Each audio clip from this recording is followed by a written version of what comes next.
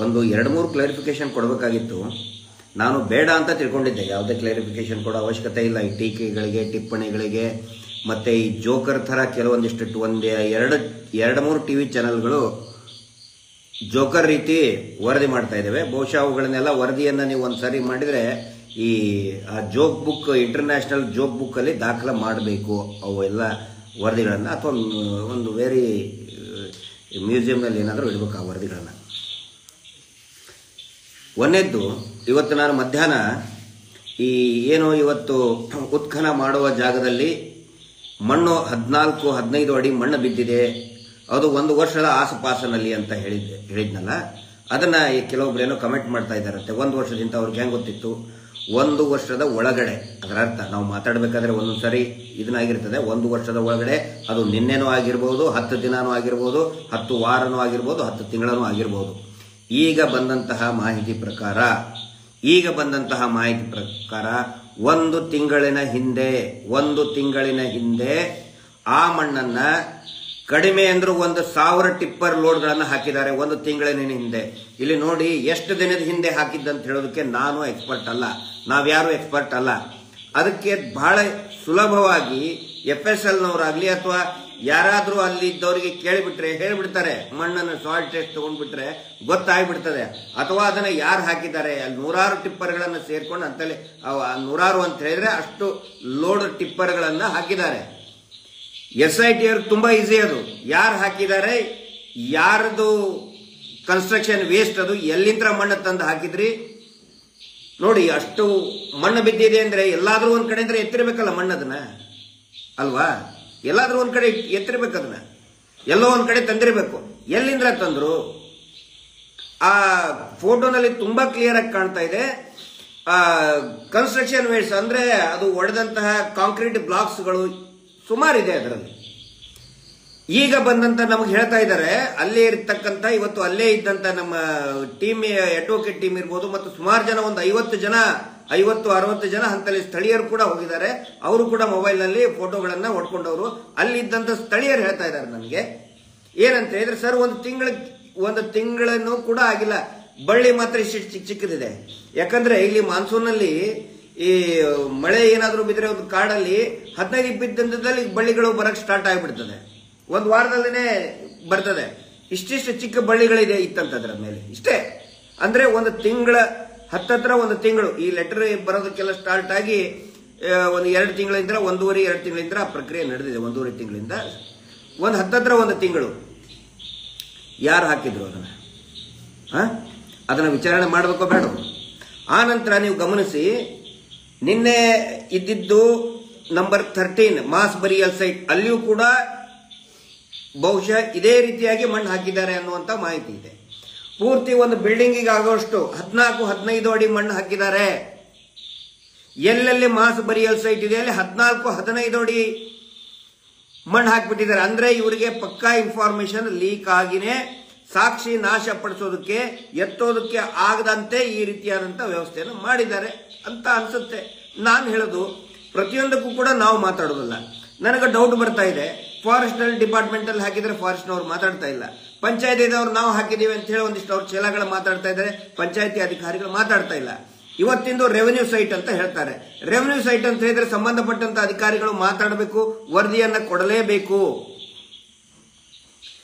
ಪ್ರತಿಯೊಂದನ್ನು ನಾವು SIT ಅವ್ರ ಮೇಲೆ ಹಾಕೋದಲ್ಲ. SIT ಎಲ್ಲದ ಕೆಲಸ ಅಲ್ಲ. ಅವರಿಗೆ ನಾವು ಅದಕ್ಕೆ ಹೇಳೋದು, SITಗೆ ಇನ್ನೂ ಪರಮಾಧಿಕಾರ, ಅವರ ಅಧಿಕಾರದ ವ್ಯಾಪ್ತಿ ದೊಡ್ಡದಾಗ್ಲಿ.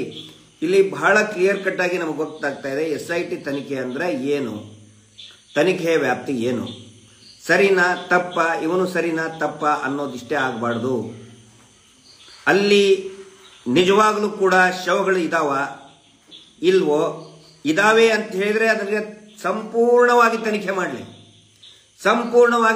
ಮಾಡಲಿ. ಅಲ್ಲಿ ಏನೇನು ಮಷಿನ್ ಬೇಕು, ಮಷಿನರಿ ಸಿಸ್ಟಮ್, ಸೈಂಟಿಫಿಕ್ ಆಗಿ ಎಲ್ಲವನ್ನು ಕೂಡ ದಯವಿಟ್ಟು ತನಿಖೆ ಮಾಡಬೇಕು. ಅದಕ್ಕೆ ಬೇಕಾದ ಯಾರ್ಯಾರನ್ನ ಎನ್ಕ್ವೈರಿ ಮಾಡೋದಕ್ಕೆ ಏನೇನು ಅಧಿಕಾರ ಇದೆ ಆ ಎಲ್ಲ ಅಧಿಕಾರವನ್ನು ಕೂಡ SITಗೆ ಕೊಡಬೇಕಾಗುತ್ತದೆ. ಸುಮ್ಮನೆ ಧರ್ಮವನ್ನ ತರ್ತಾ ಇದ್ದಾರೆ. ನಾವು ನೋಡ್ತಾ ಇದ್ದೀವಿ, ಮೊನ್ನೆ ನೋಡಿದ್ರೆ ಸಿಕ್ಕಾಪಟ್ಟೆ ಗಲಾಟೆ ಮಾಡಿಸಿ ಹೊಡೆದಾಡು ಹಂಗೆ ಮಾಡಿ ಅವರೇ ಹೊಡೆದು ಕಲ್ಲೆಸೋದು. ಈಗ ನೋಡಿದರೆ ಪೂರ್ತಿ ಇದ್ರ ಮೇಲೆ ಮಣ್ಣನ್ನು ಹಾಕಿಬಿಟ್ಟಿದ್ದಾರೆ. ಹೇಳ್ತಾರೆ ಒಂದು ಬಿಲ್ಡಿಂಗ್ ಫುಲ್ ಆಗುವಷ್ಟು ಪೂರ್ತಿ ಮಣ್ಣು ತುಂಬಿಟ್ಟಿದ್ದಾರೆ. ಬಹಳ ಸುಲಭ ಇದು. ನಮ್ಮ ತಂದೆಯವರು ಒಂದು ಮಾತು ಹೇಳ್ತಾ ಇದ್ರು, ಬೇಟೆಗೆ ಹೋದಾಗ ಈ ಮೊಲ ಬೇಟೆ ಆಡಬೇಕಾದ್ರೆ ಆ ಮೊಲ ಅದು ಬೇಟೆ ಸಿಕ್ಕಾಕೊಂಡ ತಕ್ಷಣ ಅದು ಒದ್ದಾಡುತ್ತಂತೆ. ಎಷ್ಟು ಒದ್ದಾಡುತ್ತೋ ಅಷ್ಟು ಬಲೆಯ ಸಿಕ್ಕಾಕ್ತಾನೆ ಹೋಗ್ತದೆ. ಅದು ಒದ್ದಾಡಲಿಲ್ಲ ಅಂದ್ರೆ ಸಿಕ್ಕಾಕೊಳ್ಳೋದಿಲ್ಲ. ಇವರು ಈ ಅತ್ಯಾಚಾರಿಗಳು ಒದ್ದಾಡ್ತಾ ಇದ್ದಾರೆ, ಹಿಂಗಾಗಿ ಸಿಕ್ಕಾಕೋತಾ ಇದ್ದಾರೆ. ದಯವಿಟ್ಟು ಯಾರು ಹಾಕಿದ್ರು ಎಲ್ಲಿಂದ ಮಣ್ಣು ತಂದಿದ್ದು ಅಂತ ಗೊತ್ತಾಗ್ಬಿಟ್ರೆ ಪರ್ಫೆಕ್ಟ್ ಗೊತ್ತಾಗುತ್ತೆ ಇಲ್ಲಿ ಏನು ನಡೀತಾ ಇದೆ ಅಂತೇಳಿ. ಧರ್ಮದ ಬಗ್ಗೆ ಯಾಕ್ರಿ ಪ್ರಸ್ತಾಪ ಮಾಡ್ತೀರಿ ಪದೇ ಪದೇ? ಇಷ್ಟು ದಿನ ಒಂದು ಸಿನಿಮಾ ಬರೆದ್ರು ಸ್ಕ್ರಿಪ್ಟು, ಈಗ ಇನ್ನೊಂದು ನಾವು ಜೈನರ ವಿರುದ್ಧ ಅಂತೇಳಿ. ಜೈನ ಧರ್ಮದ ವಿರುದ್ಧ ನಾವು ಯಾವಾಗ ಮಾತಾಡಿದ್ವಿ? ಧರ್ಮದ ವಿರುದ್ಧ ಯಾವಾಗ ಮಾತಾಡಿದ್ವಿ? ಅಜಿತ್ ಜೈನ್ ಅಂದ ತಕ್ಷಣನೇ ಜೈನ್ ಧರ್ಮದ ವಿರೋಧ ಹೆಂಗಾಗುತ್ತೆ? ಉದಯ್ ಜೈನ್, ನಿಶ್ಚಲ್ ಜೈನ್, ಆನಂತರ ಅದಾವಲ್ಲ ಓಸು ಅವು ಯಾವುವು, ಧೀರಜ್ ಜೈನ್, ಮಲ್ಲಿಕ್ ಜೈನ್, ಸರ್ನೇಮ್ ಅವೆಲ್ಲವೂ ಕೂಡ ಧರ್ಮಕ್ಕೆ ನಾವು ಅಂದಿಲ್ಲ. ನಾನು ನೆನಪಿಸ್ಕೊಳ್ಳೋದಾದ್ರೆ ಚಾರು ಕೀರ್ತಿ ಭಟ್ಟಾರಕರು, ಶ್ರವಣ ಬೆಳಗೊಳದ ಅಲ್ಲಿಯ ಪೂಜ್ಯ ಮುನಿಶ್ರೀಗಳು, ನಾನು ತುಂಬಾ ನಡ್ಕೋತಾ ಇದ್ದೆ ಅವ್ರಿಗೆ. ಈಗ ಅವರು ಲಿಂಗೈಕ್ಯರಾಗಿದ್ದಾರೆ, ಅವರಿಲ್ಲ. ಅವರಿದ್ರೆ ನಾನು ಖಂಡಿತ ಅವ್ರ ಹತ್ರ ಹೋಗಿ ಬರ್ತಿದ್ದೆ. ಅವ್ರ ಆಶೀರ್ವಾದ ತಗೊಂಡು ನೋಡಿ ಈ ತರ ನನಗೆ ಆರೋಪ ಮಾಡ್ತಾ ಇದ್ದಾರೆ ಅಂತ ಹೇಳ್ತಾ ಇದ್ದೆ. ಯಾಕಂದ್ರೆ ಅವ್ರ ಹತ್ರ ನಾನು ಸುಮಾರು ಸಾರಿ ಹೋಗಿದ್ದೀನಿ. ಇದೇ ಕಾರ್ಕಳದ ನನ್ನ ಜೈನ ಸ್ನೇಹಿತರೆ ಕರ್ಕೊಂಡು ಹೋಗಿದ್ದಾರೆ ಅವ್ರ ಹತ್ರ. ಯಾವತ್ತಿಗೂ ಕೂಡ ಧರ್ಮದ ವಿರುದ್ಧ ನಾನು ಮಾತಾಡಿಲ್ಲ. ಆ ನಂತರ ಇಲ್ಲಿ ಧರ್ಮದ ವಿಷಯ ಯಾಕೆ ಬಂತು? ಮತ್ತೆ ಇಷ್ಟು ದಿನ ಹೇಳ್ತಾ ಇದ್ರಿ ಹಿಂದೂ ವಿರೋಧಿ ಅಂತ, ಒಂದಿನ ಹೇಳ್ತೀರಿ ಹಿಂದೂ ವಿರೋಧಿ, ಇನ್ನೊಂದು ದಿನ ಹೇಳ್ತೀರಿ ಜೈನ ವಿರೋಧಿ. ಇದನ್ನು ನೋಡಿ ನನಗೆ ಇಷ್ಟ ಅಸಹ್ಯ ಅನಿಸ್ತಾ ಇದೆ. ಆ ಧರ್ಮಸ್ಥಳದ ಅನ್ನಪೂರ್ಣೇಶ್ವರಿ ಈ ಅನ್ನದಾಸೋಹ ಮಾಡುವಂತಹ ಜಾಗದಲ್ಲಿ ನಿಂತ್ಕೊಂಡು ಊಟ ಮಾಡೋರಿಗೆ ಹೇಳ್ತಾ ಇದ್ದಾರೆ ಕಮ್ಯುನಿಸ್ಟರು ಅವ್ರ ವಿರುದ್ಧ ನೀವು ಕಂಪ್ಲೇಂಟ್. ಊಟ ಮಾಡೋರಿಗೆ ರೀ ನಾಲಾಯಕ್, ಇವ್ರು ನಾಚಿಕೆಟ್ಟಂತ ಇವನು ಯಾರೋ ವೀರೇಂದ್ರ ಜೈನು ಅವ್ರ ತಮ್ಮನ ಹರ್ಷೇಂದ್ರ ಜೈನ್ ಪಟಾಲಮ್ಮ ಊಟ ಮಾಡೋರಿಗೆ ಹೇಳ್ತಾ ಇದ್ದಾರೆ ಇದು ಕಮ್ಯುನಿಸ್ಟರು ಬಂದ್ರು ನೀವು ಲೆಟರ್ ಬರ್ರಿ ಪ್ರೈಮ್ ಮಿನಿಸ್ಟರ್ಗೆ, NIA ಮಾಡಿ ಅಂತ ಹೇಳಿ. ಯಾರಿಗಾದ್ರೂ ಮಾಡಿ, NIA ಮಾಡಿ, ದಯವಿಟ್ಟು FBI ಒಂದು ಟ್ರಂಪಿಗೆ ಒಂದು ಲೆಟರ್ ಬರೆದ್ಬಿಡಿ. ಹೋಗಿ ಅತ್ತಾಗ ಟ್ರಂಪಿಗೆ ಒಂದು ಟ್ವೀಟ್ ಮಾಡ್ರಿ, ಇಲ್ಲಿ ತನಿಖೆ ಆಗ್ಲೇಬೇಕು ಅಂತ ಪಟ್ಟು ಹಿಡ್ಕೊಂಡು ಕುಂತವ್ರೆ ನಾವು. ಇವ್ರು ಇನ್ನೊಂದು ಹೇಳ್ತಾರಲ್ಲ, ಯಾವುದು ಕುಕ್ಕರ್ ಅಂತೆ. ನಿನ್ನೆ 2-3 ದಿನ ಪತ್ರಿಕೆಯಲ್ಲಿ ಬಂದಿದೆ. ಆ ಪತ್ರಿಕೆಗಳು ಅದು ದೇವ್ರೇ ಈ ಕರ್ನಾಟಕದ ಪತ್ರಿಕೆಗಳು ಯಾವ ರೀತಿ ಅದೋ ಗತಿಗೆ ಆ ಪತ್ರಿಕೆಯಲ್ಲಿ ಬರ್ತಾ ಇದಾವೆ. ಏನಂತ ಹೇಳಿದ್ರೆ ಕುಕ್ಕರ್ದ ಬಾಂಬ್ ಅಂತೆ ಸಮೀರ್ಗೆ ಏನೇನೋ ಜಾಯಿನ್ ಮಾಡಕ್ ನೋಡ್ತಾ ಇದಾರಪ್ಪ ಅದನ್ನ. ಅಲ್ಲರಿ NIA ತನಿಖೆ ಆಗಿದೆ. ಒಂದು ವೇಳೆ ಯಾವನಾದ್ರೂ ಧರ್ಮಸ್ಥಳದ ಮೇಲೆ ಹಲ್ಲೆ ಮಾಡೋದಕ್ಕೆ ದಾಳಿ ಮಾಡೋಕಿದ್ರೆ ದಯವಿಟ್ಟು ಹಿಡಿದು ಗಲ್ಲಿಗೆ ಹಾಕ್ರಿ. ಅವನು ನಡು ರಸ್ತೆಯಲ್ಲಿ ನಿಂದ್ರಿಸಿ ಗಲ್ಲಿಗೆ ಹಾಕ್ಬೇಕು ಅವನ್ನ. 3 ವರ್ಷದ ಹಿಂದೆ NIA ತನಿಖೆ ಆಗಿ ಆ ಕುಕ್ಕರ್ ಬ್ಲಾಸ್ಟ್ ಬಗ್ಗೆ NIAನೇ ತನಿಖೆ ಮಾಡಿದೆ. ಅವತ್ತು ಏನು ಬರಲಿಲ್ಲ, ಧರ್ಮಸ್ಥಳದ ಪ್ರಸ್ತಾಪನೆ ಆಗಲಿಲ್ಲ. ಈಗ ಅದಕ್ಕೆ ಧರ್ಮಸ್ಥಳಕ್ಕೆ ಲಿಂಕ್ ಅಂತ ಯಾವುದೋ ಒಂದಿಷ್ಟು ಪೇಪರ್ಗಳು, ಅದೇ ಈ ನಕಲಿ ಪತ್ರಕರ್ತರು ಸತ್ಯ ಸಂಶೋಧನೆ ಬ್ಲಾಕ್ ಮೇಲ್ ದಂಧೆ ಮಾಡೋರು ಅದೊಂದು ನ್ಯಾರೇಷನ್ ಕೊಟ್ಟಿದ್ದಾರೆ. ಆ ನ್ಯಾರೇಷನ್ ರನ್ ಮಾಡ್ತಾ ಇದ್ದಾರೆ. ಬರೆಯವ್ರಿಗಾರ ಬುದ್ಧಿ ಬೇಡವ ನಿಮಗೆ? ಪತ್ರಿಕೆಯಲ್ಲಿ ದೊಡ್ಡ ಪತ್ರಿಕೆಯಲ್ಲಿ ಬರೀತೀರಿಲ್ರಿ, ನಿಮಗೆ ನಾಲೆಜ್ ಕಾಮನ್ ಸೆನ್ಸ್ ಇಲ್ಲ ನಿಮಗೆ. ಅಂದ್ರೆ NIA ಸುಳ್ಳು ಹೇಳಿತಾ ಹಂಗಿದ್ರೆ ಅವಾಗ 3 ವರ್ಷದ ಹಿಂದೆ. ಕುಕ್ಕರ್ ಅಂತೆ, ನಿನ್ನೆ ಕುಕ್ಕರ್, ಇವತ್ತು ಫ್ರಿಡ್ಜ್ ಒಂದು ಸ್ಟೋರಿ ಹೇಳ್ಬೋದು. ನಾಳೆ ಫ್ರಿಡ್ಜು ಮತ್ತೆ ಟಿವಿ, ಆನಂತರ ವಾಷಿಂಗ್ ಮಷೀನು, ಅದನ್ನು ಸ್ಟೋರಿ ಹೇಳ್ರಿ. ನಾಚಿಕೆ ಆಗಲ್ವಾ ನಿಮಗೆ ಬರೆಯವ್ರಿಗೆ? ಯಾವನಾದ್ರೂ ಅಲ್ಲಿ ಬಿದ್ದಿರೋ ಅಂತವು ಅಸ್ಥಿಪಂಜರಗಳು ಫ್ಯಾಕ್ಟ್ರಿಯೊಳಗೆ ತಯಾರು ಮಾಡ್ತಾರೇನ್ರಿ? ತಲೆ ಬುರುಡೆ ತೆಂಗಿನ ಮರದೊಳಗೆ ಹುಡ್ತದ, ಯಾವನಾದ್ರೂ ತಗೊಂಡು ಬಂದು ತಂದಿಡಕ್ಕೆ. ತನಿಖೆ ಮಾಡಿದ್ರೆ ಗೊತ್ತಾಗಲ್ವ ಅದು ಎಲ್ಲಿದು, ಯಾರ್ದು, ಏನು, ಎಷ್ಟು ವರ್ಷದ ಹಿಂದೆ ಹೂತಾಗಿದ್ದು, ಮಣ್ಣಿರಲ್ವ, ಸಾಯಿಲ್ ಸ್ಯಾಂಪಲ್ ಇರಲ್ವಾ? ಆಯ್ತು, ಇಷ್ಟು ದಿನ ಅದು ಭಯೋತ್ಪಾದಕರು, ಈಗ ಮತ್ತೆ ಹೊಸದಾಗಿ ಜೈನ ವಿರುದ್ಧ ಅಂತೇಳಿ. ನಮ್ಮ ಊರಲ್ಲಿ ಬಹಳ ಅನ್ಯೋನ್ಯವಾಗಿ ಇದ್ದಂಥವ್ರಿ ನಾವು. ಜೈನರು ಹಿಂದೂಗಳು ಅನ್ಯೋನ್ಯವಾಗಿ ಇದ್ದಂಥವ್ರು. ಆದರೆ ಇವ್ರು ಏನಿದಾರಲ್ಲ, ಯಾರು ವೀರೇಂದ್ರ ಜೈನ, ಹರ್ಷೇಂದ್ರ ಜೈನ, ನಿಶ್ಚಲ್ ಜೈನ, ಓಟು ಪಟ್ಟಿ ಮೊನ್ನೆ ಅವರೇ ಬಂದು ಹೊಡೆದಾಡಿದ್ದು, ಕಲ್ಲೆಸಿದ್ದವರೇ. ಇರುವೆಯನ್ನು ಕಲ್ಲದವರು ಕಲ್ಲೆಸಿತಾ ಇದಾರಲ್ರಿ, ಇರುವೆಯನ್ನು ಕೊಲ್ಲದವರು ಕಲ್ಲೆಸಿತಾ ಇದ್ದಾರೆ. ಬಂದು ದೊಡ್ಡ ಕಲ್ಲೆಸಿತಾ ಇದ್ದಾರೆ.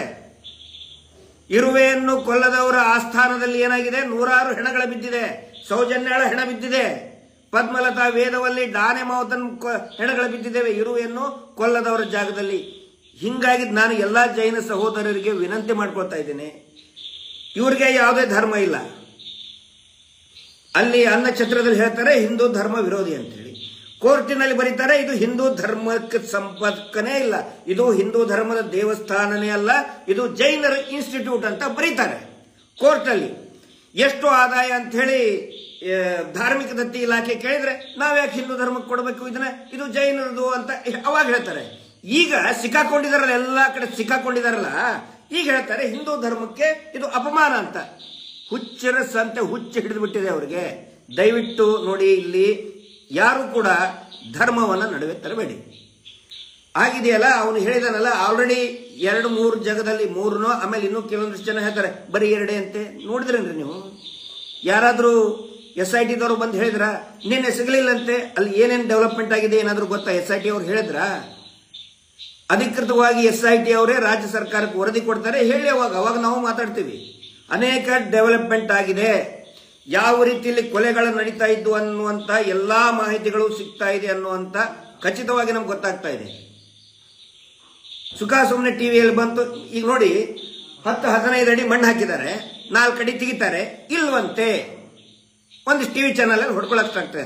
ಅಸಲಿಯತ್ ಏನು ಹೆಂಗೆ ಯಾರಿಗೂ ಗೊತ್ತಿಲ್ಲ, ಯಾರಿಗೂ ಗೊತ್ತಿಲ್ಲ. ನಮಗೇನು ಸರಿಯಾಗಿ ತನಿಖೆ ಆಗಬೇಕು, ಪಾರದರ್ಶಕತೆ.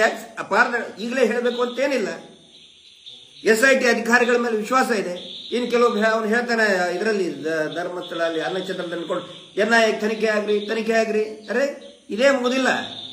ನೀವು ಯಾವ ತನಿಖೆ ಆದ್ರೂ ಮಾಡ್ಕೊಳ್ಳಿ, NIA ಬೇಡ. ಟ್ರಂಪಿಗೂ ಬರೀರಿ ಅಂತ ಹೇಳಿದ್ನಲ್ಲ, ಟ್ರಂಪಿಗೂ ಬರೀರಿ ಲೆಟರ್ ಒಂದು. FBI ತನಿಖೆ ಮಾಡಿಸ್ರಿ, ಇದನ್ನ ನಾಚಿಕೆ ಆಗ್ಬೇಕು ಅಂತ ಹೇಳೋರಿಗೆ. ತನಿಖೆ ಮಾಡ್ತಾ ಇದ್ದಾರೆ, ಅದಕ್ಕೆ ಅವಕಾಶ ಮಾಡಿಕೊಟ್ಟು ಗಲಾಟೆ ಮಾಡೋದು, ಕಲ್ಲು ಹೊಡ್ಸೋದು, ಯೂಟ್ಯೂಬರ್ ಮೇಲೆ ಕಲ್ಲು ಹೊಡ್ಸೋದು, ಕೆಟ್ಟದಾಗ ಬೈಯೋದು, ಹೊಲಸು ಬೈಯೋದು ಮಾಡಿಲ್ಲ ಅಂದ್ರೆ ಇಷ್ಟೊಂದು ಯಾಕೆ ಲಗಾಟ ಹೊಡಿತಾ ಇದ್ದೀರಿ, ಸರ್ಕಸ್ ಮಾಡ್ತಾ ಇದ್ದೀರಿ? ನಕಲಿ ದೇವಮಾನವರೇ ಉತ್ತರ ಕೊಡಿ ಇದಕ್ಕೆ. ಇಷ್ಟು ದಿನ ಆಯ್ತು ಈ ನಕಲಿ ದೇವಮಾನವನ ಹತ್ರ ಯಾವ್ದಾದ್ರು ಈ ಟಿವಿ ಚಾನಲ್ ಅವ್ರು ಹೋಗಿ ಮೈಕ್ ಹಿಡಿದ್ರ ಬರೀ ನಮಗೆ ಕೇಳ್ತಿರಲ್ಲ ನೀವು. ಧರ್ಮಸ್ಥಳದ ಧರ್ಮಾಧಿಕಾರಿ ನಾನ, ಸಂತೋಷ್ ರಾವ್ನ, ಯಾರು? ಮಹೇಶ್ ಶೆಟ್ಟಿ ತಿಮ್ರೋಡಿನ ಹೋರಾಟಗಾರ. ಒಂದು ದಿನಾನು ಬರಕ್ ತಯಾರಿಲ್ಲಲ್ರಿ ಟಿವಿ ಚಾನಲ್ ನಲ್ಲಿ. ಒಂದು ಪ್ರಕಟಣೆ ನಮಗೂ ಅದಕ್ಕೂ ಸಂಬಂಧ ಇಲ್ಲ ಅಂತಾರೆ, ಹೇಳಿ ಹೋಗ್ಲತ್ತಾಗ. ಬರೀ ಯಾಕೆ ಡ್ರಾ ಮಾಡ್ತಾ ಇದ್ರಿ ಇದನ್ನ? ಅದಕ್ಕೆ ನಾನು ಎಲ್ರಿಗೂ ವಿನಂತಿ ಮಾಡ್ಕೊಳ್ಳೋದು, ಈ ಒಂದು ಇದರಲ್ಲಿ ಬೀಳ್ಬೇಡಿ. ಇದೊಂದು ಜಾಲ ಸೃಷ್ಟಿ ಮಾಡ್ತಾರೆ, ಧಾರ್ಮಿಕ ಜಾಲ. ಅವ್ರಿಗೆ ಯಾವಾಗ ಬೇಕು ಅವಾಗ ಆ ಧರ್ಮದ ಬಾಲ ಹಿಡ್ತಾರೆ ಅವರು. ಜೈನ್ ಅಂದ್ರೆ ಜೈನು, ಹಿಂದೂಗಳಂದ್ರೆ ಹಿಂದೂಗಳು. ಅವ್ರಿಗೆ ಯಾವ ಧರ್ಮನೂ ಇಲ್ಲ. ನಾನು ಎಲ್ಲರಿಗೂ ಹೇಳ್ತಾ ಇದ್ದೀನಿ, ಇವರಿಗೆ ದಯವಿಟ್ಟು ಇವರಿಗೆ ಯಾವ ಧರ್ಮ ಇಲ್ಲ, ಏನಿಲ್ಲ. ಅದೇ ಹೇಳ್ತಾರೆ, ಒಂದು ಕೈಯಲ್ಲಿ ಎಡಗೈಯಲ್ಲಿ ಧರ್ಮ ಮಾಡ್ತೇನೆ, ಬಲಗೈಯಲ್ಲಿ ಬಿಸ್ನೆಸ್ ಮಾಡ್ತೇನೆ. ಇದು ನಕಲಿ ದೇವಮಾನವನ ಒಂದು ಪ್ರಿನ್ಸಿಪಲ್. ಧರ್ಮ ತೋರಿಸೋದು, ಬಿಸ್ನೆಸ್ ಮಾಡೋದು ಅಷ್ಟೇ. ಬಿಸ್ನೆಸ್ ಜೊತೆ ಅವ್ರು ಮಾಡಿರುವಂತ ಅತ್ಯಾಚಾರ, ಕೊಲೆ ಮುಚ್ಚ ದೇವಸ್ಥಾನವನ್ನು ಮುಂದೆ ತಂದಿಡ್ತಾ ಇದ್ದಾರೆ. ನಾವು ಜಾಸ್ತಿ ಏನು ಇದ್ರ ಬಗ್ಗೆ ಹೇಳಕ್ ಹೋಗುದಿಲ್ಲ, ವಿಶ್ಲೇಷಣೆ ಮಾಡಕ್ ಹೋಗುದಿಲ್ಲ. ಅರ್ಥ ಮಾಡ್ಕೊಳ್ಳೋರು ಅರ್ಥ ಮಾಡ್ಕೋತಾರೆ. ಅದಕ್ಕೆ ದಯವಿಟ್ಟು ನಾನು ಹೇಳೋದು, ರಾಜ್ಯ ಸರ್ಕಾರ SITಗೆ ಇನ್ನೂ ಪರಮಾಧಿಕಾರವನ್ನ ಕೊಡಬೇಕಾಗತ್ತೆ. ಬರೀ ನೋಡಪ್ಪ ಅಲ್ಲಿಷ್ಟೇ ಹೋಗಿರಿ ತೆಗಿರಿ, 10 ಅಡಿ 15 ಅಡಿ ಮಣ್ಣು ಹಾಕಿದ್ದಾರೆ ಮಾಸ್ ಬರಿಯಲ್ ಸೈಟ್ ಅಲ್ಲಿ, 4 ಅಡಿ ತೆಗಿರಿ ಇಲ್ಲ ಅಂತ ಹೇಳಿದ್ರೆ ಹಂಗ ಆಗ್ಬಾರ್ದು. ಪರಮೋಚ್ಚಾಧಿಕಾರವನ್ನು ಕೊಡಬೇಕು. ಸತ್ಯಾಸತ್ಯದ ಮತ್ತು ಹೊರಗಡೆ ತೆಗಿಲಿ, ಹೊರಗಡೆ ಬಂದ ಮೇಲೆ ಗೊತ್ತಾಗುತ್ತೆ. ಅಲ್ಲಿವರೆಗೆ ಇವರು ಇನ್ನೇನೇನೋ ಸರ್ಕಸ್ ಮಾಡಿ ಒಂದಿಷ್ಟು ನ್ಯಾರೇಷನ್ಸ್ ಕ್ರಿಯೇಟ್ ಮಾಡಿ, ಇವತ್ತು ಕುಕ್ಕರ್ ಏನೋ ಮಂಗಳೂರು ಕುಕ್ಕರ್ ಬ್ಲಾಸ್ಟ್, ನಾಳೆ ವಾಷಿಂಗ್ ಮಷೀನ್ ತರ್ತಾರೆ, ನಾಡಿದ್ದು ಫ್ರಿಡ್ಜ್ ತರ್ತಾರೆ, ಇನ್ನೇನೇನೋ ದಿನ ಒಂದು ಸಿನಿಮಾ ಬರಿತಾ ಇರ್ತಾರೆ ಇವರು. ಹಿಂದೂ ಧರ್ಮ ವಿರೋಧಿ ಅಂತೆ, ಇವತ್ತು ಜೈನ ಧರ್ಮ ವಿರೋಧಿ ಅಂತೆ. ದಯವಿಟ್ಟು ಅದಕ್ಕೆ ಆಸ್ಪದ ಕೊಡದೇನೆ ತನಿಖೆ ನೇರವಾಗಿ ಸ್ಪಷ್ಟವಾಗಿ ಯಾವುದೇ ಈ ಪೂರ್ವಾಗ್ರಹ ಇಲ್ಲದೆ ನಡೆಯೋದಕ್ಕೆ ಮತ್ತು ಇನ್ಡೆಪ್ತ್ ಆಗಿ ನಡೆಯೋದಕ್ಕೆ ಸರ್ಕಾರ ಅವಕಾಶ ಮಾಡಿಕೊಡ್ಬೇಕು ಅಂತ ಹೇಳ್ತಾ ಇವತ್ತಿನ ಈ ಲೈವ್ ಅನ್ನು ಮುಗಿಸ್ತಾ ಇದ್ದೀನಿ. Justice for Sowjanya. Once again ಎಲ್ರಿಗೂ ಕೂಡ ರಾಖಿ ಹಬ್ಬದ ನೂಲು ಹುಣ್ಣಿಮೆಯ ಶುಭಾಶಯಗಳು. ನಮಸ್ತೆ. ಸುದ್ದಿ 18 ಸದಾ ನಿಮ್ಮೊಂದಿಗೆ.